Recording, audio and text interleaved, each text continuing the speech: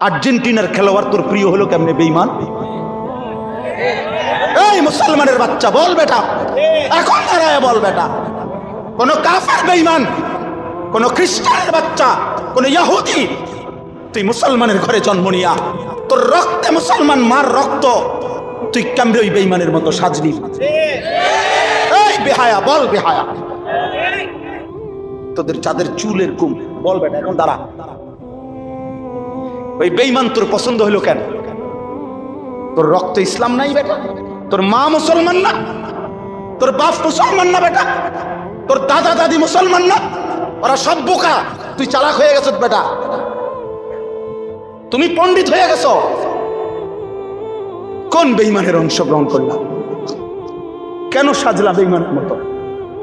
তোমার নবী নাই, তোমার রাসূল নাই, তোমার আল্লাহ নাই, তোমার নবী সাল্লাল্লাহু আলাইহি সাল্লাম চুল রাখে নাই? কথা বলে না কেন? আল্লাহর নবীর চুল ছিল কিনা?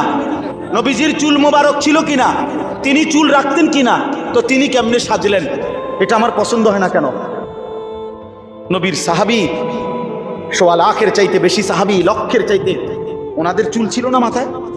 তো ওনাদের চুল কেমন ছিল তার কোনো বর্ণনা নাই কিতাবে? তো তুমি দেখো না এটা? তোমার ধর্মকে তুমি এত বড় বেইজ্জতি করলা কেন? তোমার রাসূলকে তুমি এত বড় বেইজ্জতি করলা কেন? এটা কোনো ইনসাফ হইতে পারে? দিন রাত মুসলমানের ঘরে জন্ম নিয়ে মুসলিম হয়ে চুলের উপরে সারা দিন ফ্যাশন, এটা বুঝি একটা কথা হলো? আমার ভাই বল ভাই, এটা বুঝি একটা কথা হলো? তোমারে বুঝি আল্লাহ বানাইছে শুধু এই সারাক্ষণ চুলেটার ফ্যাশন করবা, বিভিন্ন মডেলের চুল কাটবা, এই নিয়ে ব্যস্ত থাকবে? এত ফালতু কাজে আল্লাহ মুসলমানকে বানাইছে? তাইলে সারাদিনে কি করলাম? গত এক সপ্তাহে কি করলাম? গত এক বছরে কি করলাম? বলো ভাই, বলো। নিজের জন্য ভাবো ভাই, প্রত্যেকের উচিত নিজের জন্য কিছুটা সময় একান্তে ভাবা যে আসলে আমি কে, আমি কোত্থেকে আসছি, কে আমাকে পাঠাইলেন, আমি যা করছি আমার সৃষ্টিকর্তা কি তাই চায়? তিনি যা চায় আমি তা করি কিনা, আমি যা করি তিনি তা চান কিনা? এতটুকু বোঝাপড়া, এতটুকু যদি বিবেকের একটা বোঝাপড়া না থাকে, প্রিয় ভাই আমার, বাস্তবিক অর্থে সে মানুষ হয় না, মানুষ হয় না। এদুর অনুভূতি যদি না থাকে, আত্মবোলা, নিজেকেই চিনি না, মানুষ এত বেউকুফ হয় না। সুস্থ স্বাভাবিক মানুষ এমন হয় না। জন্য প্রত্যেকে নিজের জন্য একান্ত ভাবা উচিত। ইয়া আইয়ুহাল্লাযীনা আমানু আলাইকুম আনফুসাকুম, কোরআনুল কারীমের মধ্যে আছে, আল্লাহ তাআলা বলেন, হে ঈমানদারগণ, তোমরা প্রত্যেকেই নিজেকে আঁকড়িয়ে ধরো। আলাইকুম আনফুসাকুম, আলজিমু, আলাইকুম অর্থ নিজেকে মজবুত ভাবে ধরো, নিজেকে গড়ো, নিজের দিকে খুব নজর দাও। তাহলে মানুষের সেবা, মানুষের কল্যাণ, এটা নিঃসন্দেহে ভালো কাজ, কিন্তু নিজেকে না ভুলে যাওয়া, এটা অনেক বড় বোকামির কাজ।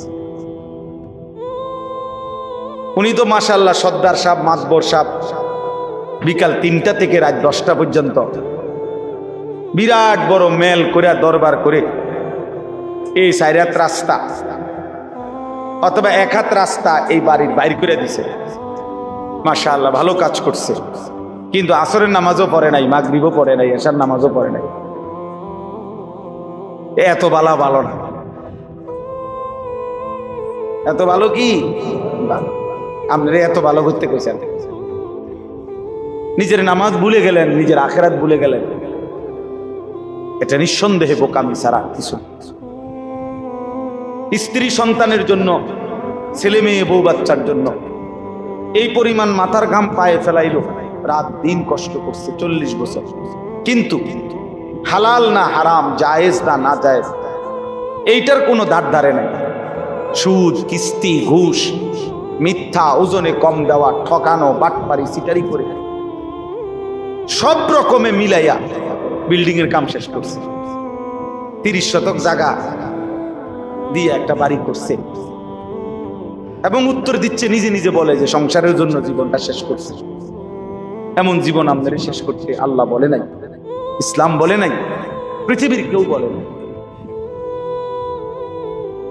হালাল হারামের মিশ্রণ করে জায়েজ না জায়েজের কোনো ধার ধারলেন না। হালালও খাইলেন, সুদও খাইলেন, কিস্তিও নিলেন, সবই করলেন সংসারের জন্য। এটা আল্লাহ বলে নাই, ইসলাম বলে নাই, কোন পৃথিবীর কেউ বলে নাই যে তুমি বৈধ হোক অবৈধ হোক, হালাল হোক হারাম হোক, যেমনে পারো বউ বাচ্চার চাহিদা পূরণ করো। এটা পৃথিবীতে কেউ বলেন, আল্লাহও বলে নাই, রাসূলও বলে। তাইলে এই যে নিজেকে ভুলে যাওয়া, নিজের ঈমান, নিজের আমল, নিজের আখিরাত,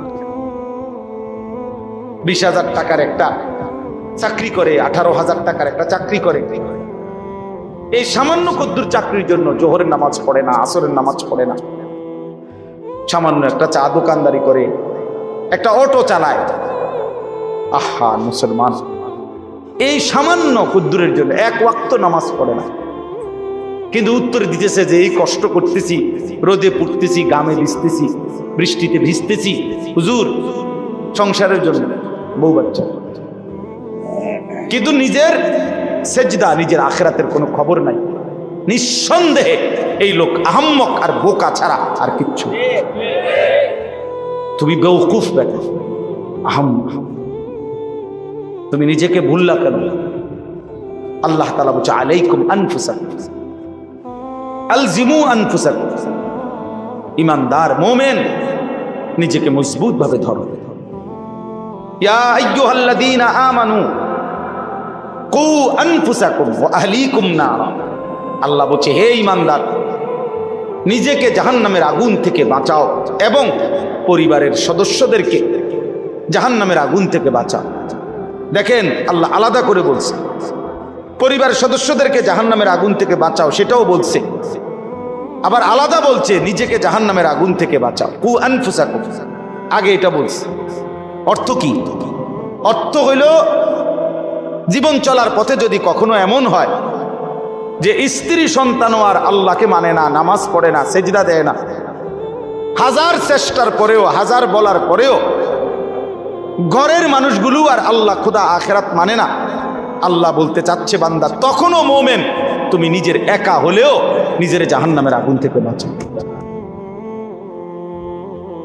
একা হলেও জাহান্নাম থেকে বাঁচতে হবে, একা হলেও একাই যুদ্ধ করতে হবে। এই কাজেই নিজেকে ভুলে যাওয়ার কোনো সুযোগ নেই। হাদিসের মধ্যে আছে, ওই ভাই তোমরা এই অটো থেকে নামো, নামো মিয়া, এত এত জমিদারি স্টাইলে ওয়াজ শুনেন।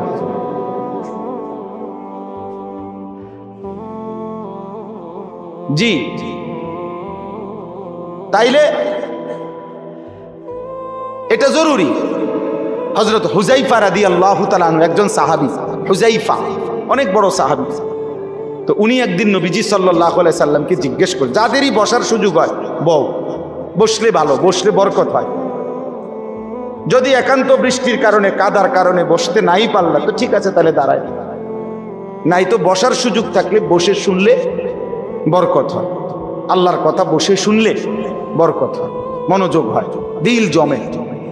এই জন্য আমি সবাইকে বলতেছি, এদিকটা যদি কষ্ট হয়, যদি কোনো কিছু না থাকে তো ব্যবস্থা করে দেন আপনারা আয়োজকরা, না হয়তো জুতার উপরে বসো, বৈশা কোনো না কোনোভাবে। যাদের ফ্যান বেশি সি পায় তাদের টানা দিয়া দাও বইও। অনেকের আবার সিফার কারণে বই তারা, তুমি শুইয়া লাও দরকার হলে। মাশাআল্লাহ। হযরতে হুযাইফা রাদিয়াল্লাহু তাআলা আনহু বলেন, নবীজি সাল্লাল্লাহু আলাইহি সাল্লামকে জিজ্ঞেস করছি, ইয়া রাসূলুল্লাহ, লম্বা হাদিস, এর মধ্যে একটু শুধু বলতেছি আর কি। তিনি বলেন যে ইয়া রাসূলুল্লাহ, আমি যদি জীবন চলার পথে কখনো এমন হয় যে আমি আল্লাহর দ্বীনের উপরে চলতে গিয়ে আমার সাথে আর কেউরে পেলাম না, সবাই আল্লাহর নাফরমানিতে লিপ্ত, কাউরে আর পাচ্ছি না, তখন আমি একা, কি করব? এই তখন হাদিসে আছে নবী সাল্লাল্লাহু আলাইহি ওয়াসাল্লাম বলছেন ফাতাজিলিল ফিরাকা কুল্লাহা, ঠিক আছে তাহলে সব দল সব মত ছেড়ে দাও, তুমি একাই। নবীজি বলছে গাছের ওয়ালাউ আন তাআদ্দা বিআসলি শাজারাতিন, গাছের শিকড় গাছের গোড়ালি কামড়াইয়া দইরা তুমি তোমার দ্বীনের উপরে একাই মজবুত থাকো।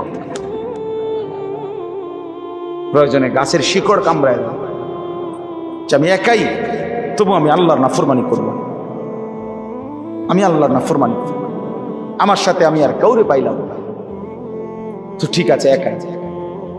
রাসূলুল্লাহ সাল্লাল্লাহু আলাইহি সাল্লামের একজন সাহাবী ছিলেন আবু যর গিফারি রাদিয়াল্লাহু তাআলা। নবীজির ইন্তেকালের পরে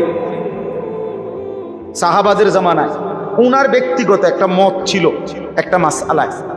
এই একটি মত ছিল এরকম উনার, যে এই মতে পক্ষে উনার পক্ষে একজন সাহাবীও ছিল না, মানে এই কথাটার উপরে আর কেউ একমত না, শুধু এটা উনি একাই কইছে, আর কেউ উনার সাথে একমত ছিল না। সাহাবীরা তখন এই সাহাবী আবু যর গিফারি রাদিয়াল্লাহু তাআলা আনহু, হযরত ওসমান রাদিয়াল্লাহু তাআলা আনহুর জামানায় মদিনা থেকে অনেক দূরে 300 কিলোমিটার আরো বেশি হবে, একেবারে নিভৃত একাকী একটি এলাকার মধ্যে শুধু একা, উনি একাই সেখানে চলে গেছেন এবং সেখানেই উনার ইন্তেকাল হয়েছে। একাকিত্ব জীবন গ্রহণ করছে, রাবাজা নামক জায়গার মধ্যে চলে গেছেন। এটা অনেক বড় মাসালা, এই জন্য আমি মাসালাটা কইলাম না, মানে এটা লইয়া যেহেতু আমার এখন আলোচ্য বিষয় না।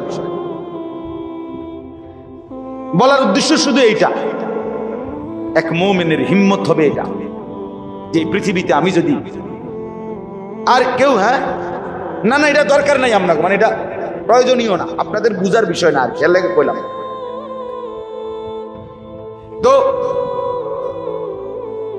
মানে প্রয়োজন শুধু এই কথাটা উদাহরণ দিছিলাম আর কি, এই কথাটা দেখানোর জন্য যে জীবন চলার পথে যদি ইমানের উপরে থাকতে গিয়ে, ইসলামের উপরে থাকতে গিয়ে, আল্লাহর দ্বীনের উপরে থাকতে গিয়ে আমি একাও যদি হয়ে যাই, তো আমাকে একাই কি করতে হবে? আল্লাহর দ্বীনের উপরে থাকতে হবে। আমি আর একজনে কি ইরমু, সমাজের এই দশা, 10 জনের এই দশা, আর আমি একলা কিতা করবো হুজুর, 10 জনের যে গতি আমারও সেই গতি, এটা কোনো কথা হইতে, এইটা বুঝাইতে চাচ্ছি, এটা কোনো মুমিনের কথা না। রাসূলুল্লাহ সাল্লাল্লাহু আলাইহি সাল্লামের একটা যুদ্ধ ছিল, হুনাইনের যুদ্ধ, নবীজির জামানায়। মক্কা বিজয়ের পরে নবীজি একটা যুদ্ধ করছিলেন 12,000 সাহাবী নিয়ে, মাত্র 4,000 কাফেরের মোকাবেলায়, যুদ্ধ শুরুতে 4,000 কাফেরের আক্রমণে 12,000 সাহাবী একসাথে যুদ্ধের ময়দান ছেড়ে দিচ্ছে, ছিন্ন ভিন্ন হয়ে গেছে। এই 4,000 কাফেরের অতর্কিত আক্রমণে পুরা ময়দান থেকে যখন সিট্টা বিট্টা গেছে, 12,000 সাহাবী হুনাইনের যুদ্ধে, হাদিসের মধ্যে আছে, তারিখের মধ্যে আছে, ওই সময় একা আল্লাহর নবী সাল্লাল্লাহু আলাইহি সাল্লাম ওই যুদ্ধের ময়দানে একাই তিনি দাঁড়িয়েছিলেন, এবং নবী সাল্লাল্লাহু আলাইহি সাল্লাম কাফেরদের দিকে তাকিয়ে বলছিলেন এবং সাহাবীদের দিকে তাকিয়ে একটা কথা বলছেন, দুই দিকে দুইটা কথা বলছে। সাহাবীদেরকে ডাক দিয়ে বলছে, আনান নাবিয়্যু লা কাযিব, সাহাবীরা শোনো, আমি নবী, আমি মিথ্যুক নই, আমার উপরে আল্লাহর সাহায্য আসবেই, তোমরা ফিরে আসো। আর কাফেরদের দিকে তাকাইয়া বলছে, আনা ইবনু আব্দুল মুত্তালিব, আমি আব্দুল মুত্তালিবের বংশের সন্তান, আমার বংশের সন্তান আমি আব্দুল মুত্তালিবের, শোনো, আমি প্রয়োজনে একাই লড়বো, কিন্তু আমি পিঠ দেখাবো না, প্রয়োজনে বুক পেতে তোমাদের সমস্ত তীরের আঘাত সয়ে নেব, জীবন দেব, তবু আমি ময়দান ছাড়বো। শেষ পর্যন্ত সাহাবীরা সব আবার ফিরে আসছে, আল্লাহ তাআলা মুসলমানদেরকে বিজয় দান করছেন। ওয়ালাকাদ নাসারাকুমুল্লাহু ফি মাওয়াতিনা কাসীরাতিন ওয়া ইয়াউমা হুনাইন, কোরআন শরীফে ডাইরেক্ট এই আয়াত আছে এই যুদ্ধের কথা। তাইলে বাপ, এই সবগুলো উদাহরণ দিয়ে আমার বলার উদ্দেশ্য কি? উদ্দেশ্য এটাই, নিজেকে ভুলে যাওয়া। আজকে তোমরা অনেক কিশোর যুবক ছেলে বাপ, এতটুকু আত্ম উপলব্ধি তোমাদের নাই যে সকাল থেকে নিয়ে রাত পর্যন্ত তোমরা কি করছো। প্রিয় ভাই আমার, তুমি তো একজন মুসলমানের সন্তান। তোমার আব্বা মুসলমান, মা মুসলমান, তোমার দাদা দাদি নানা নানি মুসলমান, তোমার চারপাশের আত্মীয় স্বজন সব মুসলমান। সারা দিনে যারা এক ওয়াক্ত নামাজ, ফজর থেকে এশার নামাজ, এক ওয়াক্ত নামাজ যারা পড়লা না, আমার প্রিয় সন্তান, বলো মুসলমান এমন হয়?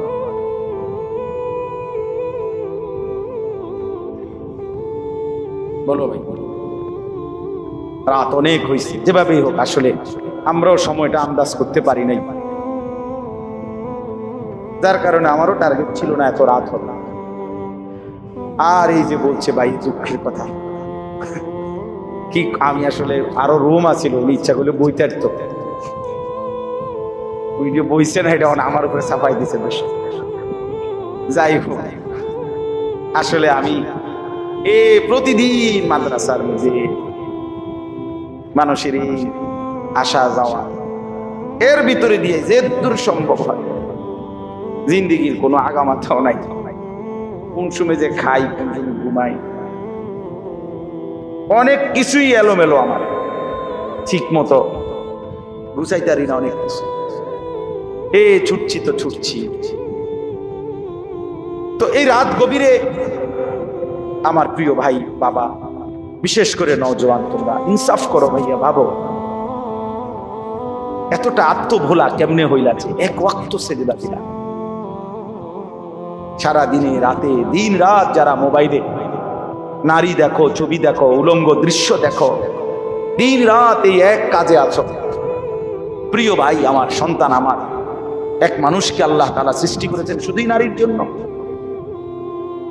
মানে এই শুধু একটা নারী, একটা মহিলা, একটা বেডি, এটাই জীবন? তুমি বুঝি এই বেডির লগে শুয়ে থাকার জন্য? নারীর দ্বারা অবৈধ যৌন চাহিদা, তোমার লজ্জাস্থানের যে চাহিদা, শুধু এইটা পূরণ করা, এর জন্যই পৃথিবী, এর জন্যই এমন সুন্দর হায়াত। এই রাত, এই দিন, এই সূর্য চন্দ্র, এই আলো বাতাস, এই রোদ বৃষ্টি, এই পৃথিবী, এই কায়নাত আল্লাহ তাআলা শুধু তুমি নারীর পিছনে ছুটবা, এর জন্যই বানাইছে। তো কি করলাম? ইনসাফ করো ভাইয়া, একজনই ভাবো,